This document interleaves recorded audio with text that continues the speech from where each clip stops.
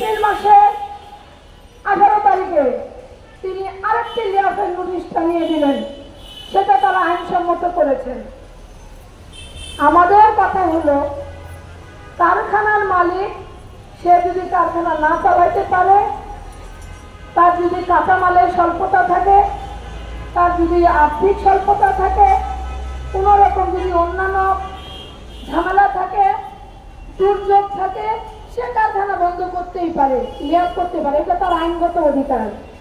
কিন্তু আমি শ্রমিক, আমারও তো আইনগত অধিকার আছে। আপনি কারখানা লিয়াফ করবেন, লিয়াফকালীন অবস্থায় আমার শ্রমিকরা কি কি পাবে এবং শ্রমিককে জানানো উচিত কিনা সেটাও তো শ্রমিকরা জানার অধিকার থেকে থাকে। তো শ্রমিকদেরকেও তিনি কিন্তু জানাননি, কারখানাটাকে লিয়াফ করলেন। আচ্ছা, ধরে নিলাম উনি জানায়নি, তো তিনি লিয়াফ করার পরেও আমরা আবারও কলকারখানায় চিঠি দিলাম। এরপরে দীর্ঘদিন আমরা শুধু দৌড়ে এলাম, বিভিন্ন জায়গায় ধর্ণা দিলাম, বিজিএমই 3 বার ঘেরাও করেছি, রাস্তা অবরোধ করেছি 5 বার। এই শ্রমভবন গত কোরবানি ঈদের 2 দিন আগে আমরা 2 দিন 1 রাত এখানে ছিলাম। মানবতা জীবন যাপন করেছে আমাদের শ্রমিক ভাই বোনেরা, না খেয়ে এখানে রাত কেটেছে। এবং তারা যখন দেখলো যে অন্যান্য ভাই বোনেরা সবাই হাসি মুখে ঈদ করতে যাচ্ছে, আর সেই সময় আমাদের শ্রমিক ভাই বোনেরা এখানে না খেয়ে জীবনযাপন কাটাচ্ছিল, চোখের পানি তাদের ঝরতেছিল। তো আমরা সাংবাদিক ভাইদেরকে এই জন্যই কথাগুলো বলতেছি, কারণ আমরা যদি পিছনের ঘটনাগুলো না বলি, আপনারা তাহলে সঠিক তথ্যটা দিতে পারবেন না। শেষমেশ সেই সময় সরকারি দপ্তরের শ্রম সচিব স্যার এবং আরো সংশ্লিষ্ট যারা ছিলেন তারা দেশের বাইরে ছিলেন আইএলসির একটা প্রোগ্রামে। তারপরেও আমরা সর্বোচ্চ চেষ্টা করেছি তাদের সাথে যোগাযোগ করার জন্য। আমরা আসলে কারো কোনো রেসপন্স পাইনি সরকারি দপ্তর থেকে, কেউ আমাদের সাথে এসে কথা বলেনি।